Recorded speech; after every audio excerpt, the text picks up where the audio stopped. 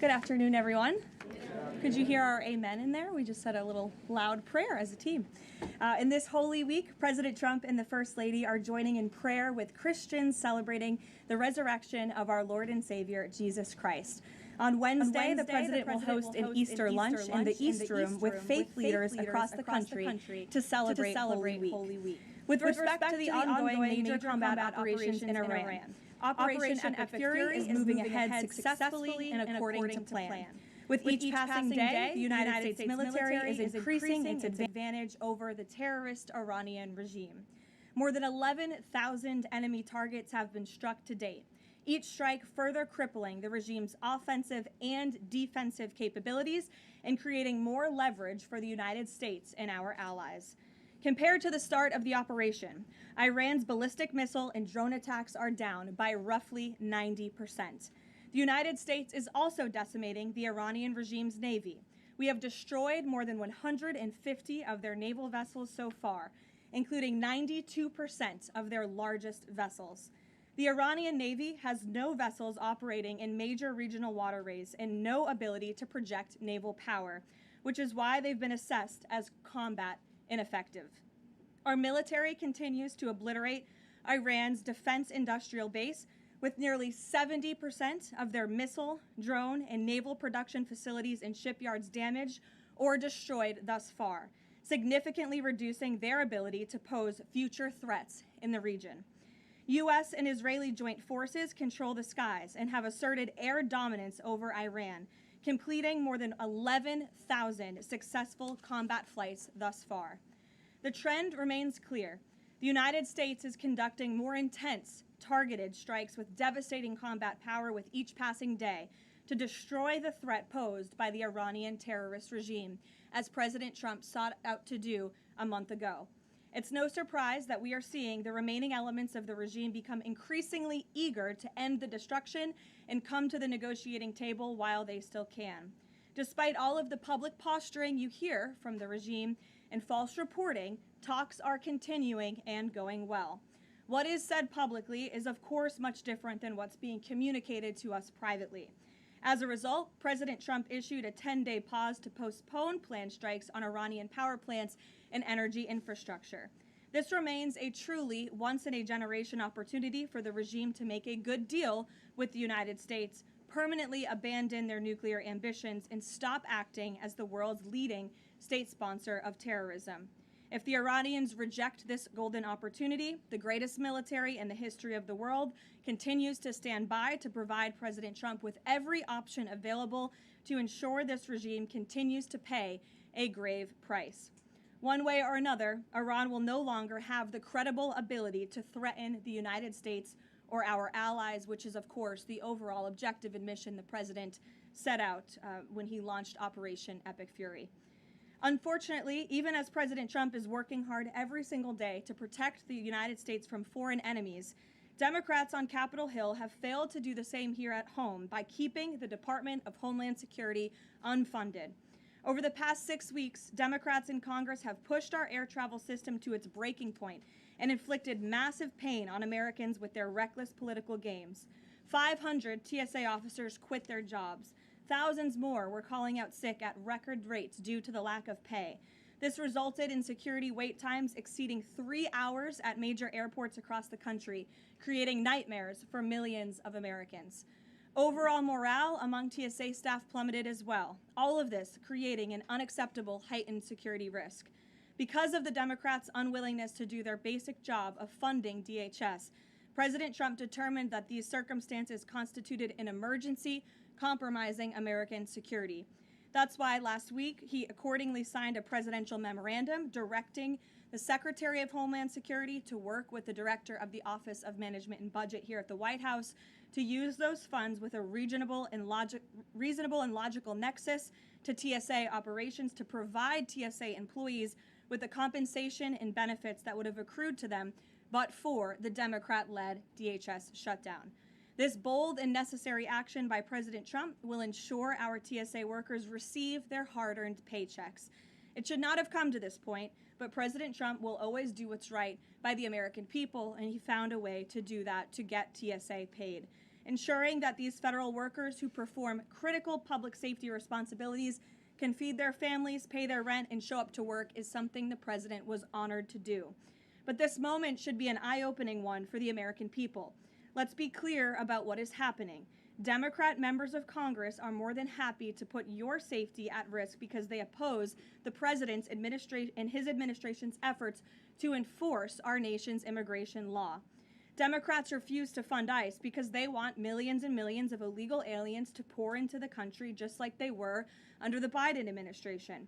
They want murderers and rapists and thugs to remain in your communities rather than be removed by ICE and Border Patrol agents. The Democrats created this mess. They are the reason for long lines at airports and tens of thousands of employees going without pay. Once again, President Trump is cleaning up their mess because he cares more about the American people than destructive, petty, partisan politics. With that, I will take your questions today. Here in our new media seat, we have Wid Lyman. Thank you for being here. And why don't you kick us off? Thank you. Happy Easter. Thank you. You as well. 2 questions for you. Thank you. There are some concerns the administration is starting to change its position on deportations, border enforcement, possibly asylum policies. What would you say to Americans that are somewhat concerned that the shift has happened? Sure. Well, while there has, of course, been a change in leadership at the Department of Homeland Security with former Senator, now Secretary Mullen, joining the President's cabinet, I can assure the American people there has not been a change in policy. It has always been the policy of this president and this administration to deport the worst of the worst illegal alien criminals from our communities. That's something I know Secretary Mullen remains wholeheartedly committed to doing.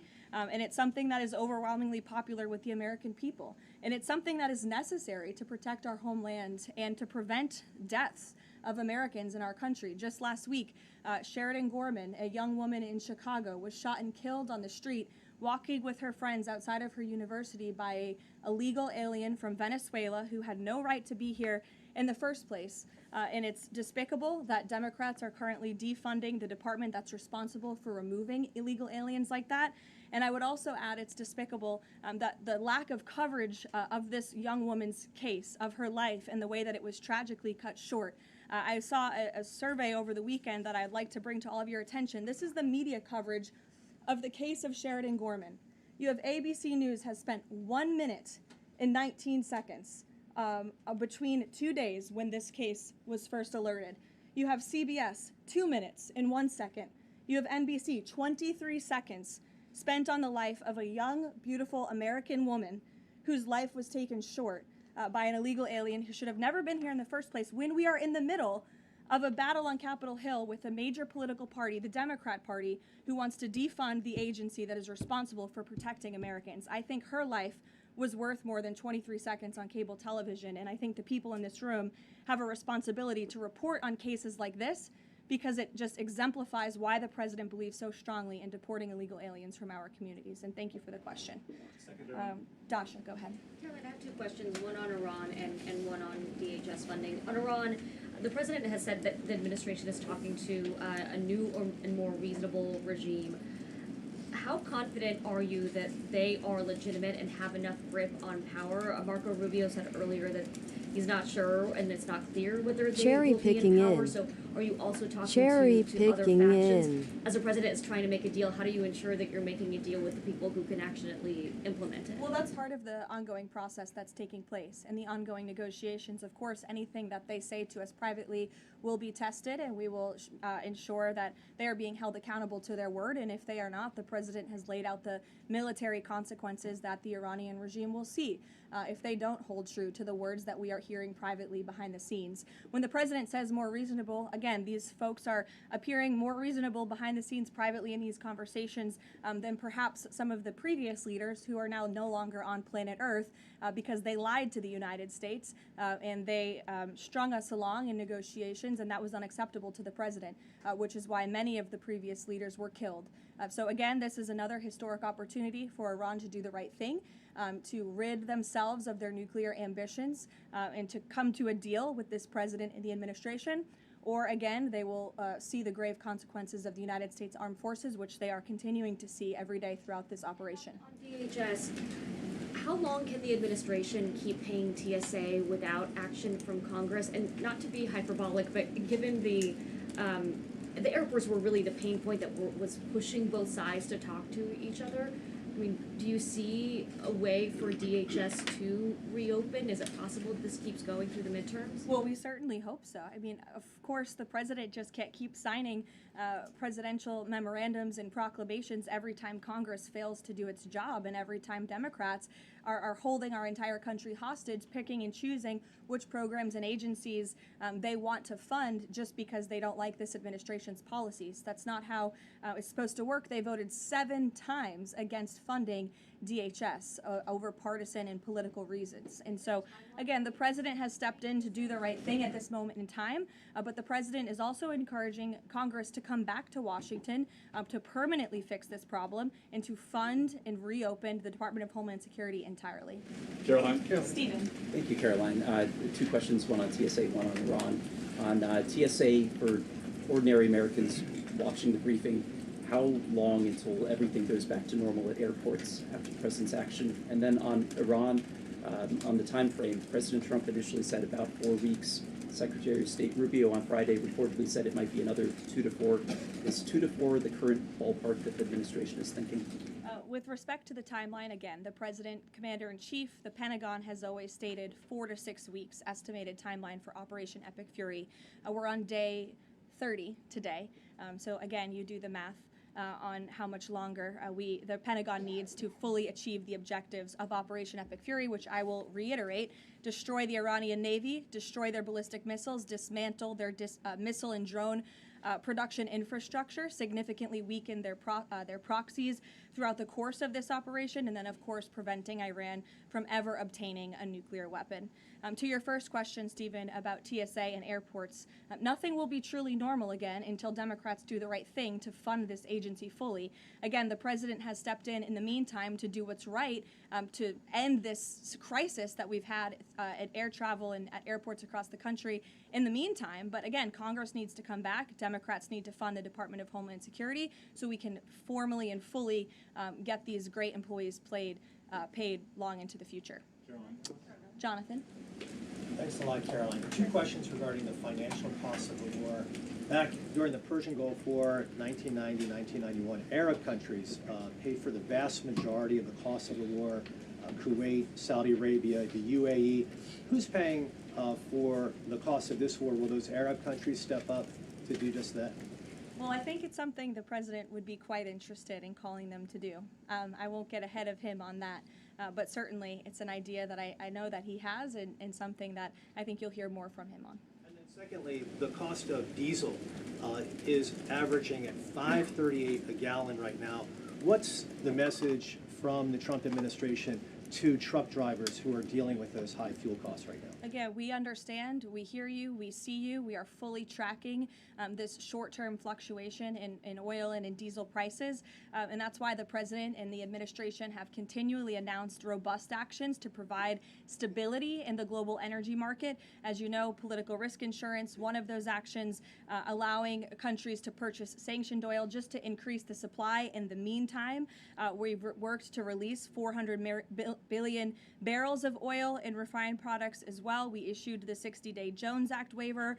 All of this has, with the goal of increasing supply to create stabilization in the market in the meantime. But the overall message, as we've repeatedly stated, is, again, these are short-term actions and short-term price fluctuations for the long-term benefit of ending the threat that Iran poses to the United States of America, our troops, and our allies in the region, and ensuring that this regime can no longer control the world's free flow of energy through the Strait of Hormuz, which is something the administration continues to tackle day by day as well.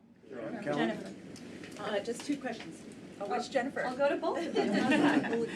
Go ahead. So 2 questions. One on China and one on Iran. On China, ahead of the president's trip to Beijing, will there be a working level meeting with Secretary Bessent, Jameson Greer, et cetera, and when will that be? I do expect cabinet officials to travel to China ahead of time. I don't have a read and our allies in the region, and ensuring that this regime can no longer control the world's free flow of energy through the Strait of Hormuz, which is something the administration continues to tackle day by day as well.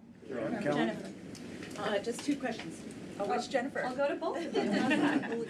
Go ahead. So two questions, one on China and one on Iran. On China, ahead of the president's trip to Beijing, will there be a working level meeting with Secretary Bessent, Jameson Greer, et cetera, and when will that be? I do expect cabinet officials to travel to China ahead of time. I don't have a readout on their schedules for you, but this is something we typically do with international travel, as you know. So I'll talk to the Treasury Department and the cabinet myself, and we'll get you that answer. But we do expect them to move ahead of time. Okay, and thank you. And on Iran, if Iran is kind of cherry picking what tankers get to go through the Strait now and contemplating big tolls on those tankers, is that consistent, or how is that consistent really with the president's message about really wanting the Strait to be fully open? Does the administration support a regime or system where Iran is effectively charging tolls on these vessels to access? That's not something we support, and I would reject that they are cherry picking. In fact, as you know, these tankers that are moving through, the 10 that were previously announced, and now the new 20,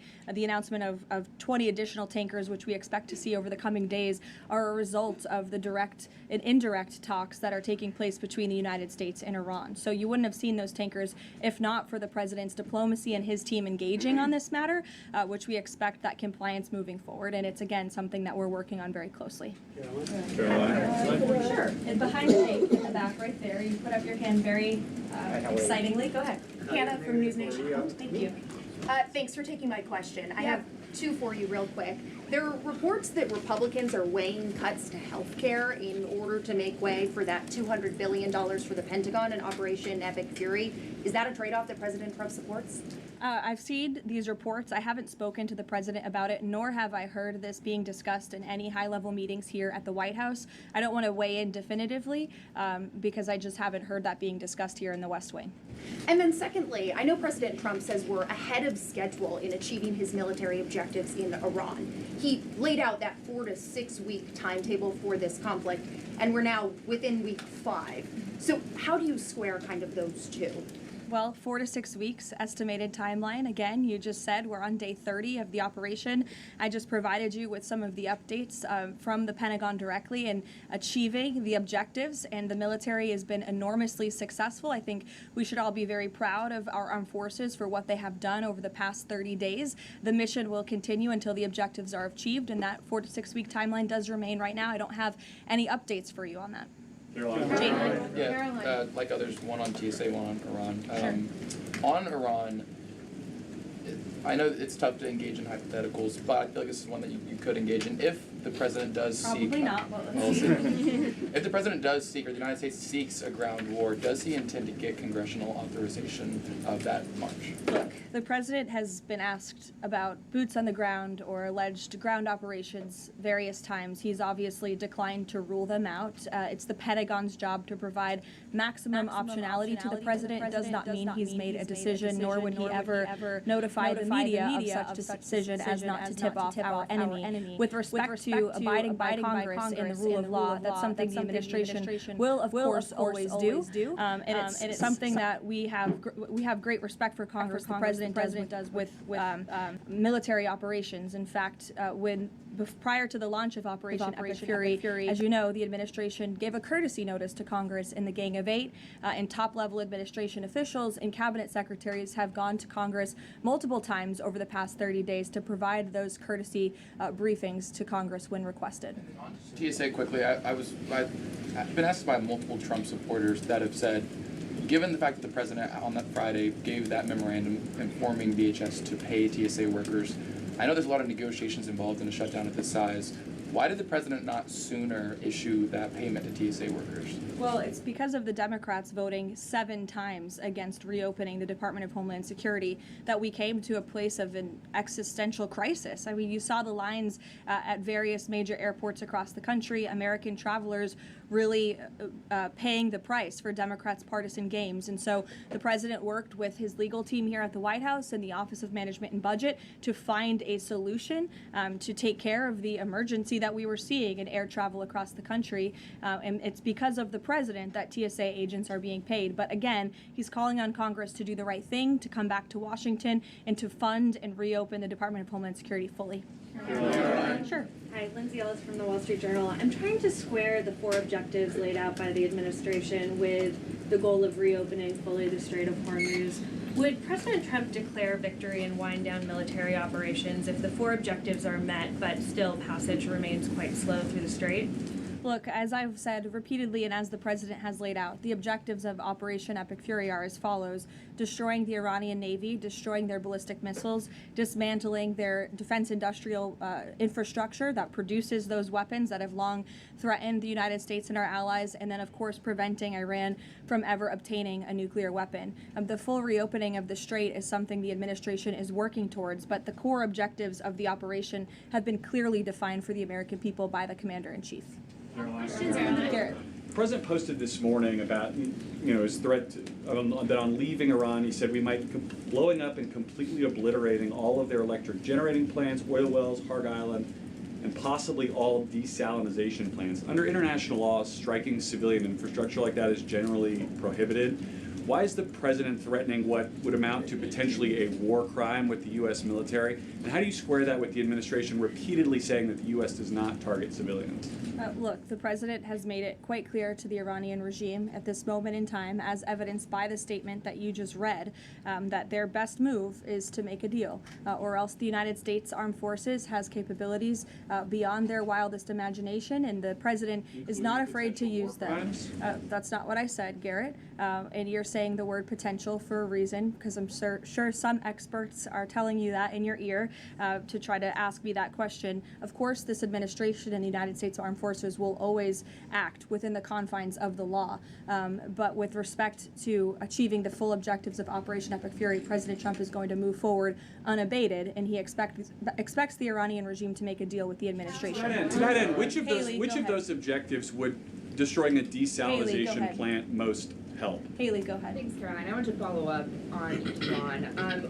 When you're describing that the Iranians you're in contact with are being more reasonable this time around in discussions, what specifically are you hearing that is leading you to that conclusion, and how are you defining what's reasonable versus unreasonable in that regard? I'm not going to detail the private and sensitive conversations that are taking place between the United States and Iran right now. But generally speaking. Generally speaking, the president gave you the answer. What we're hearing from them is more reasonable. They have agreed to some of the points the United States laid out, as the president said last night aboard Air Force One. But again, as for the specifics, as these negotiations are ongoing, we're not going to broadcast them to the world unless the president chooses to do so, which he has the full right to do as the leader of the free world. On Cuba, the president threatened to tariff any country that would send oil to Cuba, but now the U.S. is letting this Russian tanker to Cuba. Is this a policy change, or is he willing to let more tankers into Cuba now? This is not a policy change. There has not been a formal change in sanction policy. As the president said last night, we allowed this ship to reach Cuba in order to provide humanitarian needs to the Cuban people. These decisions are being made on a case-by-case basis. And as the administration has said, Cuba's non-functional economy cannot be fixed unless they undergo dramatic political and leadership change. But there has been no formal change with respect to sanction policy. So you could expect more tankers to go to Cuba? Again, these decisions are being made on a case-by-case basis right now. Thanks, Caroline. You addressed this a little bit in the opening, but just to follow up, because Americans are sort of seeing these conflicting messages between the United States and Iran. I know the president insists that negotiations are underway. As you just mentioned, he's also said that Iran has agreed to most of the 15 points.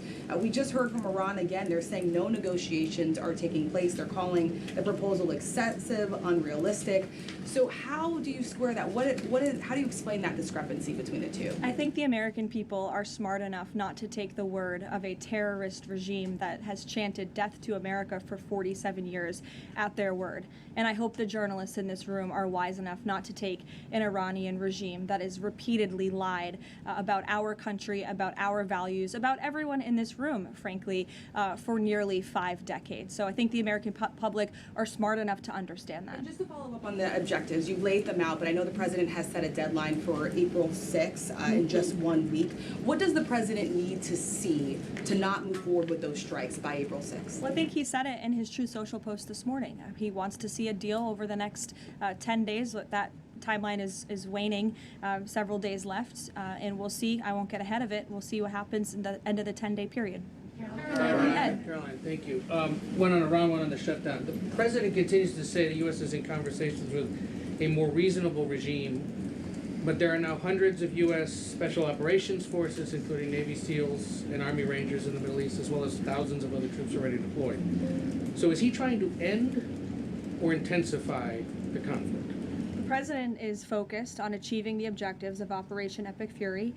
With respect to forces that are on the ground in the Middle East, it's the job of the Pentagon to create maximum optionality for the commander-in-chief. It does not mean the president has made any additional decisions. Again, he remains focused on ensuring that the Pentagon continues to achieve the objectives of the operation that was launched 30 days ago, and we're well on our way to doing that. So if an American is sitting at home hearing him say, I want to talk, but I keep seeing them send troops to that region, what are they to make of what's going on? There's two tracks here. The president has always said that diplomacy is his number one option and priority. Again, he tried earnestly, in good faith, to engage in diplomacy with the Iranian regime prior to this operation being launched in the first place.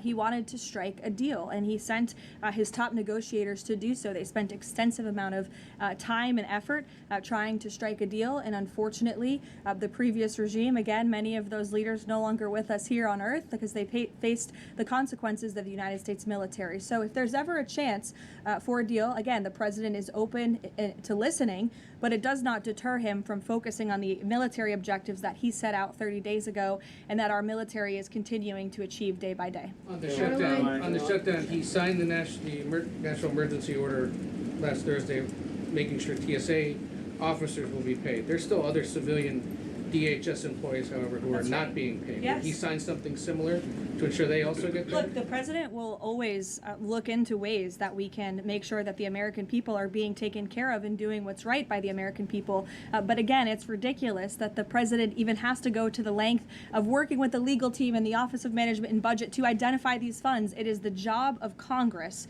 to fund these agencies. And Democrats in Congress have voted 7 times against funding the Department of Homeland Security. Congress should come back and they should get it done.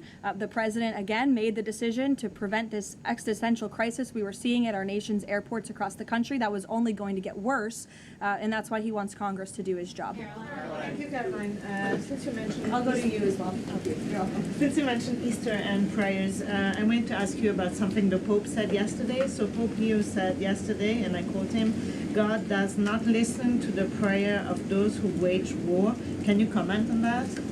I think our nation was a nation founded 250 years ago almost on Judeo-Christian values, and we've seen presidents, we've seen the leaders of the Department of War, and we've seen our troops go to prayer during the most turbulent times in our nation's history. And I don't think there's anything wrong with our military leaders or with the president calling on the American people to pray for our service members and those who are serving our country overseas. In fact, I think it's a very noble thing to do. And if you talk to many service members, they will tell you they appreciate the prayers and support from the Commander-in-Chief and from his cabinet. Caroline, thank you. President Trump told the New York Post that a response is coming shortly to Tehran attacking Israel's largest oil refinery. Is there a timeline on that? Is that tied to the success or not of the negotiations? I don't have any updates for you on the president's comments. Does consider the IRGC in control of Iran? Well, look, as Secretary Rubio said today, the leadership is very fragmented. We have really neutered their intercommunication systems, and that's part of this process of diplomacy to continue figuring out exactly who's in charge. I know they appointed a new Ayatollah, haven't seen or heard much from him, and so that's part of this diplomatic process that's underway right now. I'll take a few more. Solon. Thank you. You listed the described humanitarian reasons for allowing that oil tanker to reach Cuba. Just to clarify, why was the administration okay with Russia sending that oil to Cuba and not other nations? Look, again, this was a decision. It'll continue to be made on a case-by-case basis for humanitarian reasons or otherwise, but there's been no firm change in our sanctions policy. President Sheinbaum of Mexico also said that Mexico is exploring different ways to restart some of those shipments to Cuba. Is the administration okay with that at this time? Again, there's been no change in our sanction policy. We still reserve the right to seize vessels if it's legally applicable that are headed towards Cuba and that violate the United States sanction policy. But of course, the president and the administration also reserve the right to waive those seizures on a case-by-case basis. And to clarify, just any more Russian oil tankers going to be allowed to reach Cuba at this time? I know you say case by case, but for the case of Russia, is it pretty much green light right now? No, that's not what I said. It's a case-by-case basis. Sure, Jeff, go ahead. Switching topics, the president has always attended CPAC. He did not this year. Why did he not attend, and does he believe CPAC is becoming less relevant? No, I don't think he believes that at all. In fact, he loves CPAC and has a very good relationship with the great people who run it, Mercedes and Matt Schlapp. It was just simply for scheduling purposes this year, with it being in Texas. It was best for the president's schedule and what he has on his plate right now not to go.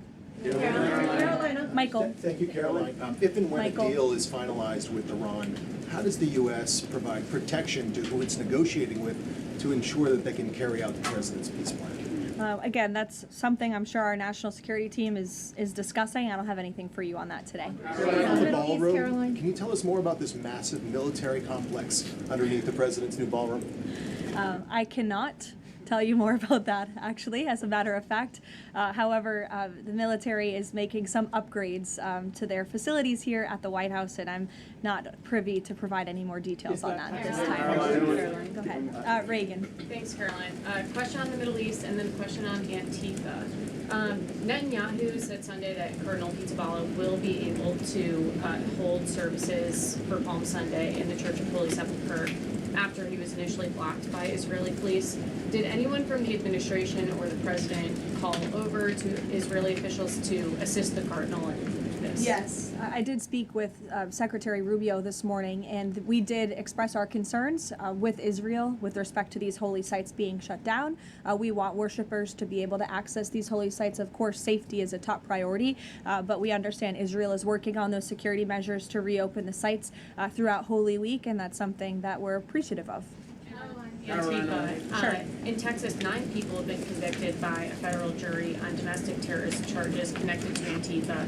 The White House has previously indicated that you guys are investigating Antifa, who's funding them, who's leading them. Can you provide an update on how that investigation is going, and do you think we're going to see more charges against people connected to Antifa? Well, I do know that there was an entire task force that was set up, an interagency task force to focus on the threat of Antifa, which, as you know, Reagan, this president declared a domestic terrorist organization, rightfully, and we will continue to look into it. I don't have any updates on those specific investigations, but I'd be happy to have my team get those over to you today, as this continues to be of the utmost importance to the president and his domestic policy agenda. Caroline, JJ. On one question on landmines, there's been some reporting that American-made landmines have been spotted on the ground in Iran. Did President Trump sign off on using U.S.-made landmines in Iran? I don't have any comment on that report today. Caroline, whether they're being used at all? I don't have any comment on that. Karen. Two on DHS. You said that the president is encouraging Congress to come back to D.C. You also said yourself. How has he done that? Has he told leadership that they should cancel recess and come back? He said it repeatedly. I think you recall. He said that he'll host a big Easter dinner here at the White House if Congress will come back and fight the Democrats on this issue, which we should do, because, again, the Democrat Party is in the wrong here. They have voted 7 times against funding the Department of Homeland Security, which is completely egregious with everything we have going on in the world. And these brave men and women who serve DHS deserve to get their paychecks. The president wants to see that happen, and he wants Congress to come back to get it done. On the paychecks, Caroline.